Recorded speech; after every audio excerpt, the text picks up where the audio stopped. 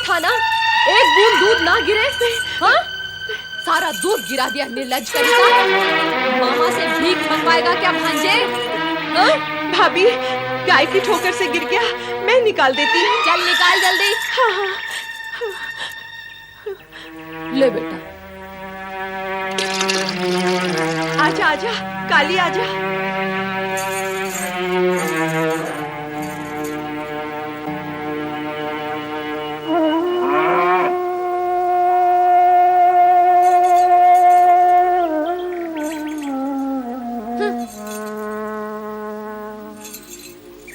P ले, जल्दी जल्दी पी।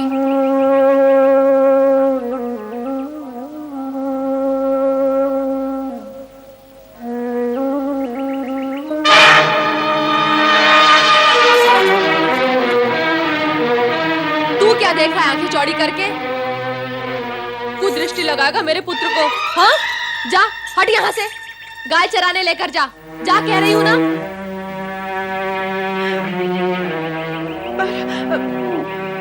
ले और दूध पी ले।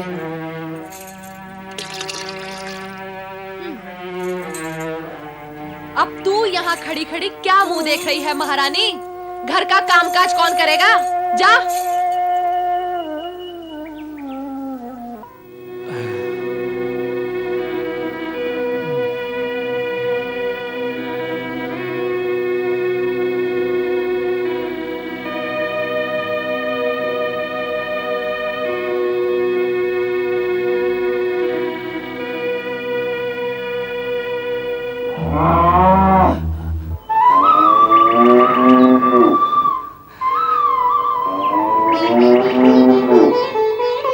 लो बहन, ये मिष्ठान है तुम्हारे और उपमन्यु के लिए, एक यजमान ने दिए हैं। तारा को पता चलता तो ये मिष्ठान पुरंदर को दे देती। लो, तुम और उपमन्यु खा लो। ये लो। मामा, मिष्ठान लाए हो हमारे लिए? हाँ उपमन्यु, ये मिष्ठान तुम्हारे लिए है। लो बेटे।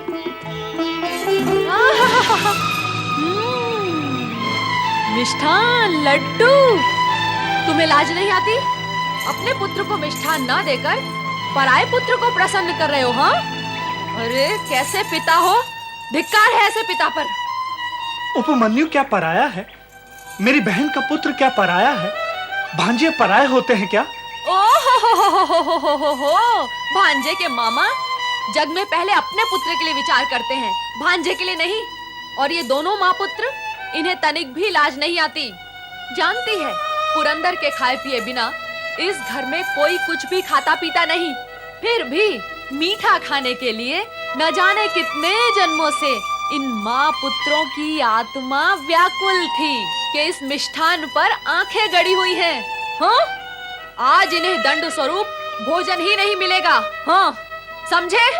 चलो तुम अंदर, चलो, चल।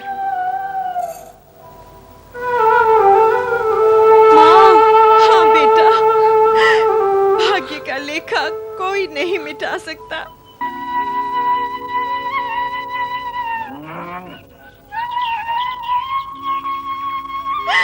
पुत्र उपमन्यु, तुझे दूध पीना है ना? अरे तो शिव की आराधना कर, वे तुझे दूध का सागर प्रदान करेंगे। शिव की आराधना कर, शिव की आराधना कर पुत्र। हाँ माँ, मैं शिव की आराधना करूंगा, अवश्य करूंगा। अब मैं घर नहीं आऊंगा। दूध के लिए नहीं, तुम्हारी दुख दूर करने के लिए मैं शिव की आराधना करूंगा। जब मैं भगवान शिव की शरण में जाऊंगा, तब तुम्हारे दुखों का अंत हो जाएगा माँ।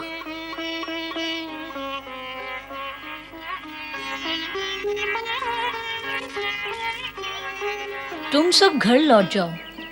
यदि बता सको तो मेरी माँ को बता देना कि मेरी चिंता न करे। उससे कहना कि तुम्हारा पुत्र तुम्हारी आज्ञा का पालन कर भगवान शिव की शरण में चला गया है।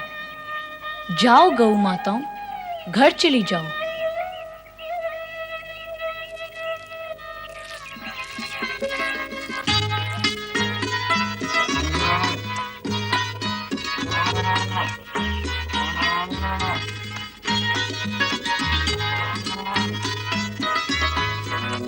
ओम नमः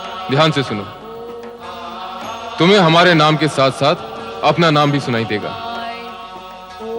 पर ये बालक है कौन? प्रतीक्षा करो देवी, कुछ समय पश्चात तुम्हें अपने प्रश्न का उत्तर मिल जाएगा।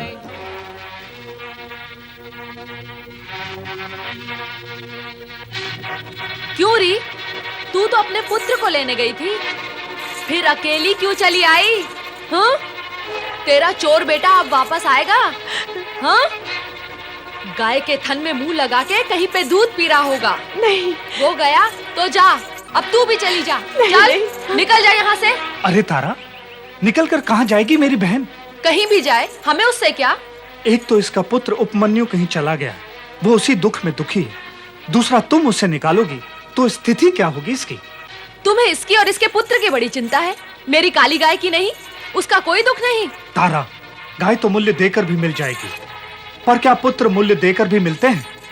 मेरी बहन कहीं नहीं जाएगी, वो यहीं रहेगी। भूले भटके से जिस दिन भी इसका पुत्र मिल जाएगा, उस दिन से ये यहाँ नहीं रहेगी, समझे? हाँ? तारा! भैया,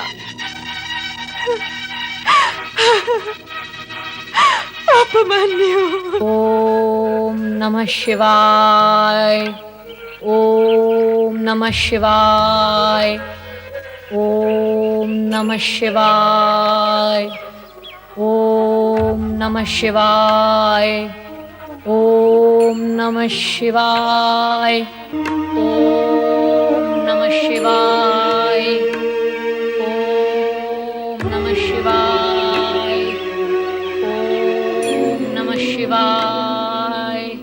हे भक्त, अब आरंभ होती है तेरी भक्ति की अग्नि परीक्षा। नमः शिवाय, ओम नमः शिवाय,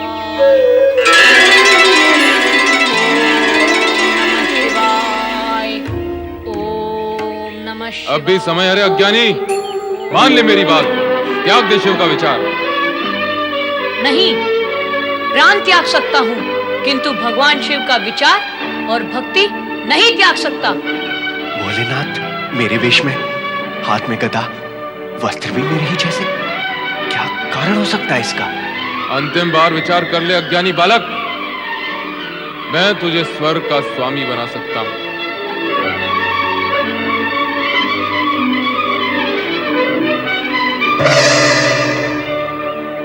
नहीं चाहिए मुझे स्वर्ग, मुझे केवल शिव दर्शन चाहिए, शिव चरणों का प्रसाद चाहिए। बोलो, दिला सकते हो? नहीं, बस तुम मुझे क्या शिव दर्शन कराओगे? मैं स्वयं शिव को प्रसन्न करूंगा। ओम नमः शिवाय,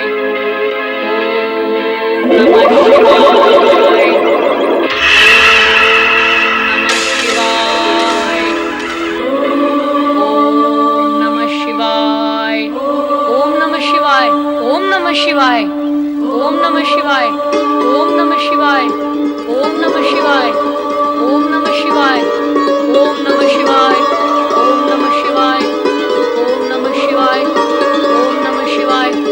ओम नमः शिवाय, ओम नमः शिवाय, ओम नमः शिवाय, ओम नमः शिवाय, ओम नमः शिवाय, ओम नमः शिवाय, ओम नमः शिवाय, ओम नमः शिवाय।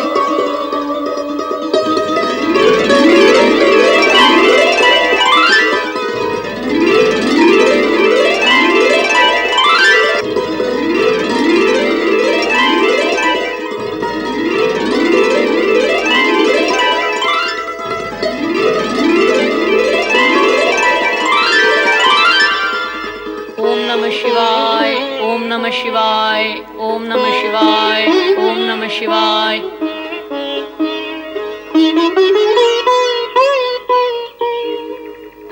ओम नमः शिवाय, ओम नमः शिवाय, ओम नमः शिवाय, ओम नमः शिवाय, ओम नमः शिवाय, ओम नमः शिवाय, ओम नमः शिवाय, ओम नमः शिवाय, ओम नमः शिवाय, ओम नमः शिवाय, ओम नमः शिवाय। हे शिव भगवान, मैं आपकी शरण में आया हूँ। मुझे जितना आता है, जैसा आता है, मैं आपका नाम ले रहा हूँ, आपको पुकार रहा हूँ। मैं तो माँ को भी माँ कहकर पुकारता हूँ तो वो आती है। आप भी शिव हैं, ओम है। मेरी पुकार सुनो, मुझे दर्शन दो भगवान, मुझे दर्शन दो। तुम तो सारे जगत के पिता हो। मैंने सुना है कि माता पिता तो बालक की एक पुकार पर दौड़े चले आते हैं। फिर आप क्यों नहीं आ रहे? क्या मुझसे अप्रसन्न है? बोलो भगवान, बोलो बोलो जगत पिता, बोलो। अरे हठधर्मी बालक, तू फिर विचार कर ले, तुझे स्वर्ग मिल सकता है। तेरी माँ और तेरे पूर्ण परिवार को स्वर्ग सुख मिल सकता है। आप यहाँ भी आ गए? तेरी भलाई के लिए। तेरी माँ को स्वर्ग सुख मिलेगा तो तेरा पुत्र धर्म सफल हो जाएगा। और धर्म की सफलता से बढ़कर अन्य क्या कर्म और उपलब्धि हो सकती है रे बालक? धर्म और कर्म का ज्ञान तेरे जीवन को सुखी बनाएगा। नहीं नहीं नहीं, मुझे धर्म कर्म जानना भी नहीं है। मुझे केवल शिव दर्शन चाहिए। शिव दर्शन, शिव दर्शन।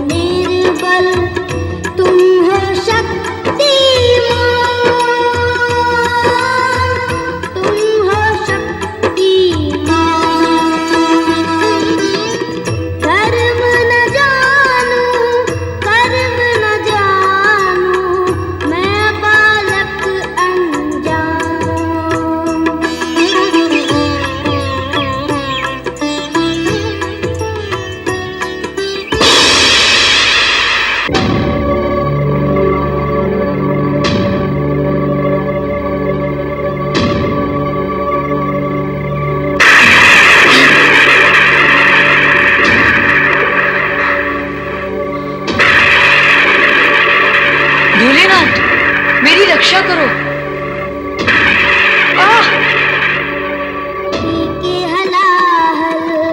तुमने किया था बाबा जन जन का कल्याण, पर मेरे जीवन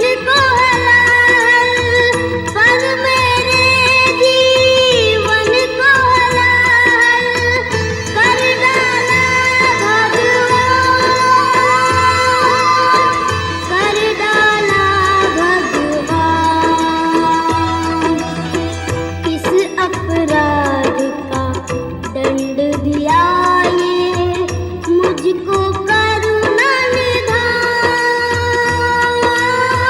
मुझको करुणा निधान। धर्म न जानू कर्म न जानू, मैं बालक अनजान।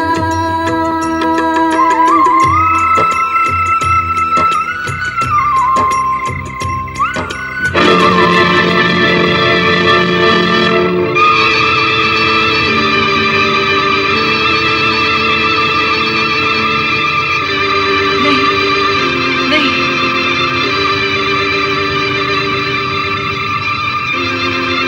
नहीं नहीं, आग नहीं।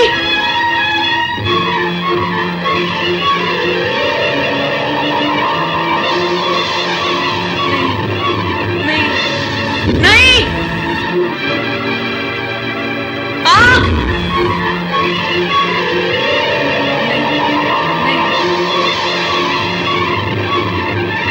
नहीं।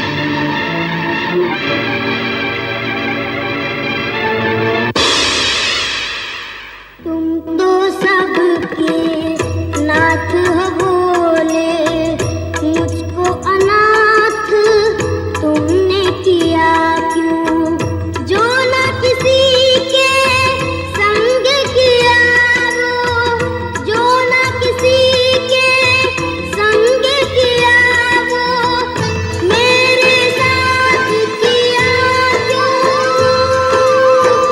मेरे साथ किया क्यों? देव तुम्हारे लिए तो जग में सब हैं एक समान, सब हैं एक समान। धर्म न जानू कर्म न जानू, मैं बालक अनजान। कितना जानू मैं हूँ तुम्हारी भोले एक संतान, भोले एक संतान, भोले एक संतान, भोले एक संतान।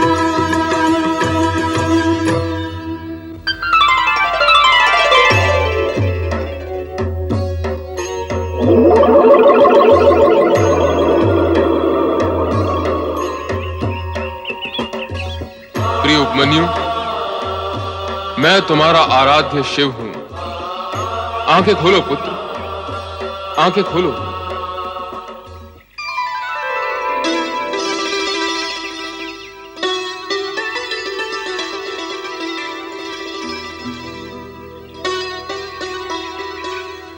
प्रभु, मेरे भोलेनाथ। प्रिय भक्त उपमन्यु, मेरे द्वारा ली गई कठोर से कठोरतम परीक्षा में तुम खरे उतरे हो।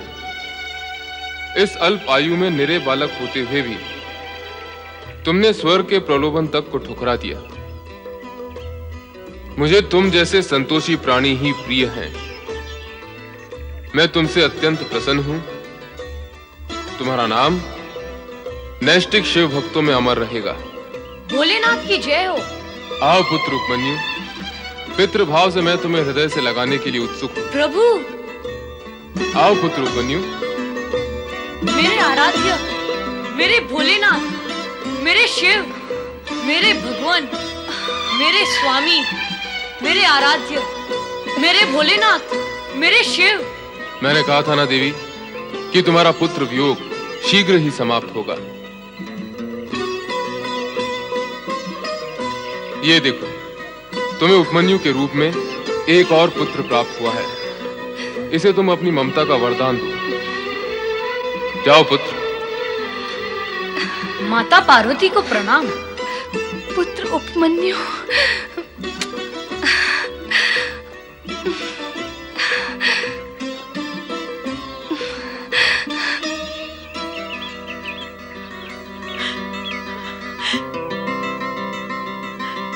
पुत्र उपमन्यु, पुत्र। माँ, कहाँ था रे तू?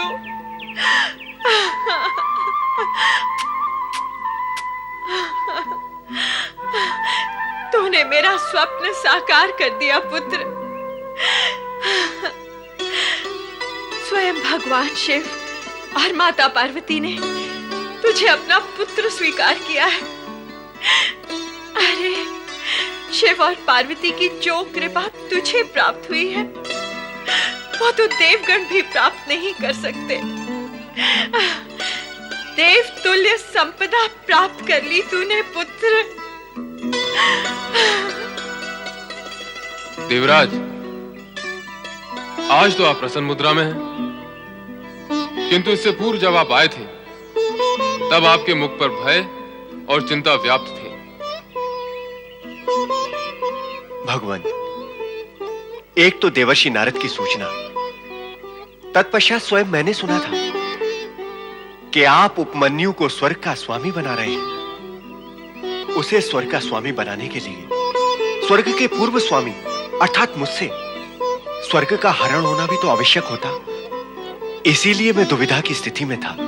सत्य तो यह है देवराज कि नारद ने आपको भ्रमित किया और आप यहां चले आए, किंतु जो कुछ आपने देखा और सुना वो भी सत्य नहीं था। समझ गया भोलेनाथ, वो सब आपकी लीला थी। उपमन्यु की परीक्षा और आपकी लीला का ज्ञान उस समय मुझे नहीं हो सका था। भगवान, मैं अपने अज्ञानपूर्ण आचरण के लिए लज्जित हूं और क्षमा याचक भी। भोलेश्वर, मुझे क्षमा करें।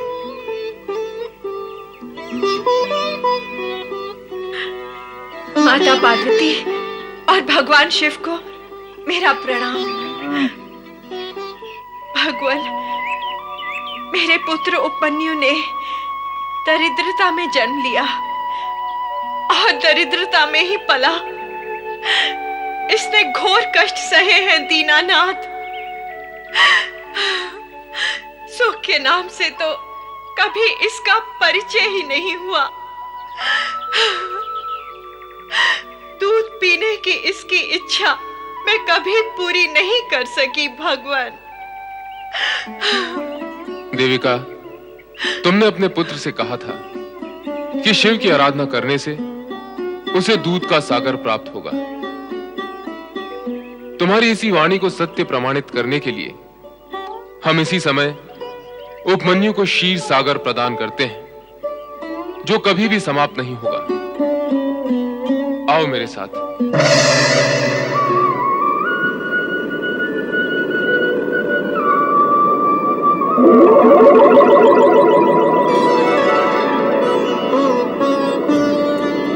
इस विशाल क्षीर सागर के दूध से सभी शिव भक्तों की दूध की इच्छा पूर्ण होगी। कोई भी अतृप्त नहीं रहेगा।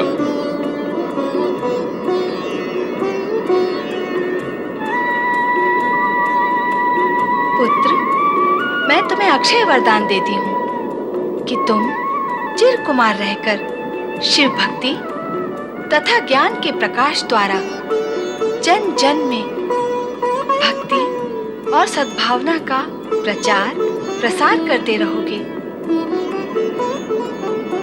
प्रभु, अब उपमन्यु को आप ऐसा अक्षय वरदान दें जो अद्भुत हो। पुत्र उपमन्यु, तुम योग विद्या में पारंगत होकर अपने असंख्य शिष्यों को योग विद्या प्रदान करोगे। वेदों सहित समस्त ब्रह्म विद्या तुम्हें सहज ही प्राप्त होगी तथा जगत की सर्वश्रेष्ठ समृद्धि इच्छा मात्र से ही तुम्हारे सामने प्रकट होगी। तुम जगत के परम संतोषी प्राणी माने जाओगे।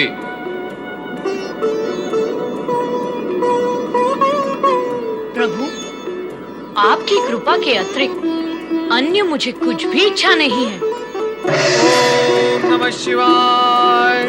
प्रणाम देवेश्वर, प्रणाम माता। आपके दर्शन हुए और क्या देवर्षि? और यही माता कि आपके साथ साथ आपके इस भाग्यशाली पुत्र के भी दर्शन हो गए, जो भाग्य के विषय में देवगण से अधिक भाग्यशाली सिद्ध हुए हैं। हाँ नारद, उपमन्यु के रूप में पार्वती को एक और पुत्र की प्राप्ति हुई है। केवल माता पार्वती को? नारायण नारायण। प्रभु, माता पार्वती जिसकी माता है, उसके पिता भी तो आप ही हैं। आप दोनों को पुत्र प्राप्ति के लिए बधाई हो। तुम्हारी बधाई तो हम ग्रहण कर लेंगे नारद, किंतु तुम्हारी लीला अत्यंत कष्टकारक होती है। मेरी लीला? नारायण नारायण। हे त्रिकालदर्शी, लीलाकारी तो आप हैं। मैं कहाँ ये लीला वीला जानता हूँ। जानते ही नहीं, तुम लीलाएं करते भी हो। तुमने हमारा इंद्र रूप देखकर इंद्र को भयभीत कर दिया था। देवराज इंद्र की सभी इंद्रियां डामाडोल हो गई थी। वो सब कुछ तो अब सिमट चुका है, किंतु अब उपमन्यु को हमारे पुत्र के रूप में देखकर तुम कहीं कार्तिकेय और गणेश को भ्रमित मत कर देना। नारायण नारायण। कहाँ देवराज इंद्र और कहाँ आप दोनों में धरती आकाश जितना अंतर है, तो मेरे आचरण में भी आप दोनों के प्रति अंतर अवश्य होगा। प्रभु, मेरा विचार है अब आपसे आज्ञा लेनी चाहिए। हम भी साथ चलेंगे नारद। हमारा आशीर्वाद सदा तुम्हारे साथ है उपमन्यु।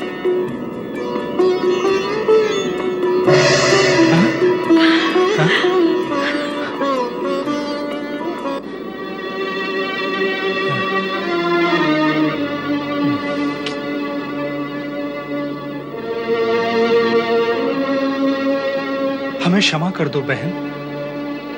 मैंने तुम्हें कभी भी कष्ट देना नहीं चाहा, फिर भी मैं तुम्हारा दोषी हूँ। मुझे क्षमा कर दो बहन। नहीं भाई, सारा दोष तो मेरा है, अपराधिनी तो मैं हूँ। तुम दोनों को मैंने बहुत दुख दिए हैं। अपने पिता की संपत्ति पर गर्व करके आप सब लोगों का मैंने अपमान किया। मुझे क्षमा कर दो देविका बहन, मुझे क्षमा कर दो। मामा जी और मामी जी, आप दोनों व्यर्थ ही चिंता कर रहे हैं। जो कुछ हुआ, जो हो रहा है और जो होगा, वह सब भगवान शिव की कृपा से हुआ है। वे मेरी परीक्षा ले रहे थे।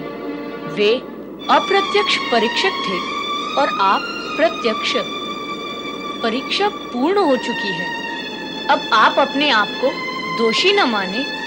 सब प्रसन्न हैं, आप भी प्रसन्न रहिए। मेरी तो भगवान शिव से यही प्रार्थना है कि आपको भी वही सुख संपत्ति प्राप्त हो जो आपको कभी सुलभ नहीं हुई।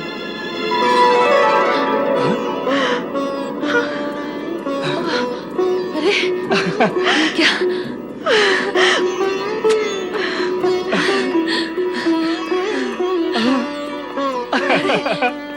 हम तो राजा रानी बन गए और अपना बेटा राजकुमार।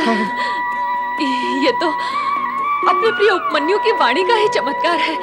बहन देविका, उपमन्यु के कारण हमें दूर से भगवान भोलेनाथ और माता पार्वती के दर्शन भी हुए, और ये वैभव भी।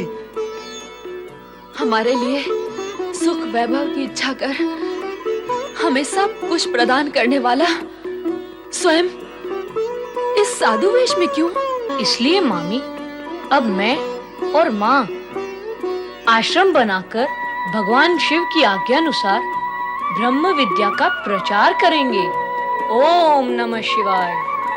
ओम नमः शिवाय।